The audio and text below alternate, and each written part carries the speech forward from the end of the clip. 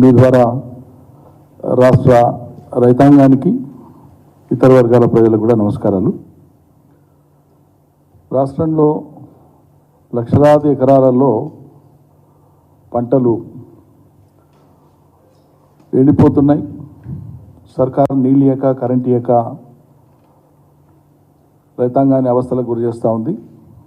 రెండో వైపు అకాల వర్షాలు వడగళ్ల వానతోన ఆదిలాబాద్ కానీ నిజామాబాద్ కానీ కామారెడ్డి కానీ సిద్దిపేట ప్రాంతంలో కానీ కరీంనగర్లో కానీ వేలాది ఎకరాలలో వడగళ్ల వానతో రాళ్ల వానతో పంట నష్టం జరిగింది. రైతులు దెబ్బ మీద దెబ్బ పడుతూ ఉంది. ఒకవైపు 3-3.5 ఎకరాలలోపు మాత్రమే రైతు బంధు ఇచ్చి చేతులు దులుపుకొని మేము మొత్తం 80% చేసినామని చెప్పి మాట్లాడుతున్నారు. ఏ లేదంటే చెప్తాను కొడతామని మాట్లాడతారు. అసభ్యకరంగా మాట్లాడతారు. ఇంత ఇచ్చినాం ఇంత ఇస్తామని రోజువారీ ప్రకటన చేయడానికి చేత కాదు, కానీ ఇవ్వలేదని అడిగినటువంటి వాళ్ళను చాలా రోషంగా మాట్లాడి పరుషంగా మాట్లాడుతున్నారు. కరెంటు నీళ్ళు అనేకే ఎందుకు చైతన్యం తెలియదు ప్రభుత్వానికి. గతంలో వరుసగా కరెంటు నీళ్లను మేము ఎట్లా ఇవ్వగలిగినాం కేసీఆర్ ప్రభుత్వంలో? 100 రోజుల్లోపే అతలాకుతలం చేసేస్తారు మొత్తం. వ్యవసాయం అంటే అత్యంత ఆశతో సంతోషంగా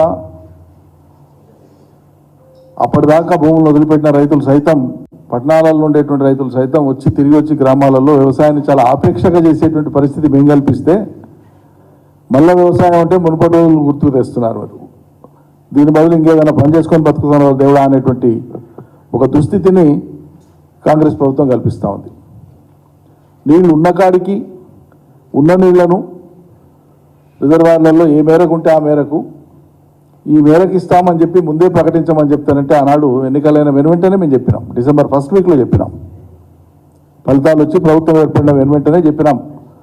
యాసంగి స్టార్ట్ అవుతుంది, ఎంత మేరకు ఇస్తారు రైతులకు, ఆయా రిజర్వాయర్లలో ఉండేటువంటి నీళ్ళన్నీ చూసుకొని మీరు పద్ధతి ప్రకారంగా మీరు కాషన్ చేసి చెప్పండి అని చెప్పినాం. పట్టించుకోలే. రాజకీయాల మీద విద్వేషంగా గత ప్రభుత్వం మీద, ప్రభుత్వ అధినేత మీద మాట్లాడడానికే పరిమితం అయిపోయినారు. ప్రణాళికాబద్ధంగా ఉన్న నీళ్లను హేతుబద్ధంగా ఎట్లా వాడుకుందాం అనేటువంటి దానికి ఒక్కనాడు కూడా సమీక్ష చేయలే ఈ ప్రభుత్వం. ప్రాజెక్టులు ఎత్తి గేట్లు ఎత్తి నీళ్ళు ఇవ్వమంటే అది చేత కాదంట, కానీ రాజకీయ గేట్లు ఎత్తి పార్టీలో అందరూ రావాలని చెప్పి మాట్లాడుతున్నారు. వాళ్ళు ఎత్తంగానే మొత్తం జనం అంతా వచ్చేస్తారని మాట్లాడతారు. రాజకీయాల మీద ఉన్నటువంటి దృష్టి మక్కువ రైతాంగం మీద లేదు. అయిపోయినాయి కదా రాజకీయాలు, ఎన్నికలు అయిపోయి మీ ప్రభుత్వం ఏర్పడే ఈ మళ్ళీ 5 ఏళ్లకు ఈ లోపల చేయాల్సిన పని ఎందుకు ఎన్నికైందో ఆ పని చేయాలి కదా. మీ ప్రభుత్వం వచ్చేది ప్రజలకు సేవ చేయడానికి. ఈ రాష్ట్రంలో 58-60% మంది ప్రజలు ప్రత్యక్షంగా పరోక్షంగా వ్యవసాయం మీద ఆధారపడి బతుకుతారు. అంటే 2.5 కోట్ల పైచిలకు మంది. వాళ్ళ జీవితాల పట్లనే మీకు పట్టింపు లేకపోతే మీరు ఏం చేస్తున్నట్లు అసలు?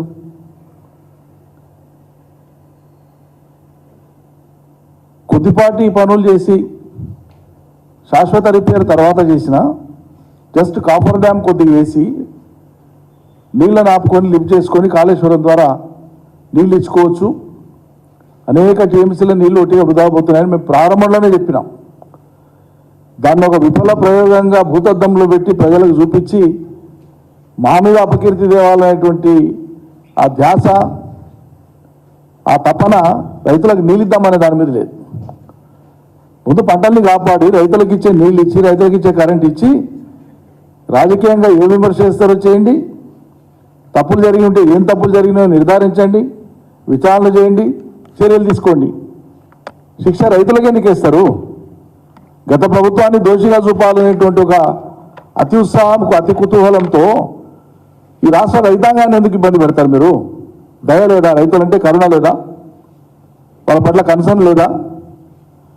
ఎంత కష్టపడితే పిడిగడి గింజలు వస్తాయి? పొడుగు మాటలు చాలా మాట్లాడతారు కదా.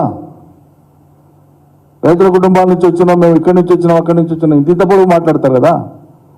ఇక్కడ పోయింది మరి మీ కరుణ, మీ దయ? దిక్కు మీ నిర్వాహకం వల్ల నీళ్ళు లేని కారణంగా పంటలు ఎండిపోతున్నాయి. ఎంత దయనీయమైన పరిస్థితి అంటే మీరు ఈ పేపర్ ఆ పేపర్ అనేది కాదు, ఈ టీవీ ఆ టీవీ అనేది కాదు, అన్ని మాధ్యమాల్లో కూడా ప్రింట్ అండ్ ఎలక్ట్రానిక్ మాధ్యమాలు అన్నిట్లలో కూడా జిల్లా ఎడిషన్స్ కానీ స్టేట్ ఎడిషన్స్ కానీ తీసుకుంటే రోజు అనేక వార్తలు. ఆవులకు మేతగా మారుతున్నటువంటి పంటలు, జీవాలకు మేతగా మారుతున్నటువంటి పంటలు, గంగమ్మ కోసం, గంగమ్మ జాడ కోసం మరింత లోతుకు బోర్లు, గతేడాది చెక్ డ్యాంల నిండా నీళ్లు, రైతులకు సమృద్ధిగా నీళ్లు, ఏడు దిక్కులేదు. పొలాలకు ఇప్పుడు ఉండేటువంటి పంటలను సంరక్షించుకోవాలని చెప్పి ట్యాంకర్లతో, నీటి ట్యాంకర్లతోనే రైతులు అవస్థలు పడి కష్టం చేసి పెంచుకున్న రైతు తన కళ్ళ ముందర పంట ఎండిపోతుంటే చూసి తట్టుకోలేడు. ఇంకా భారమైనా సరే అని చెప్పి పాపం ట్యాంకర్లు పెట్టుకొని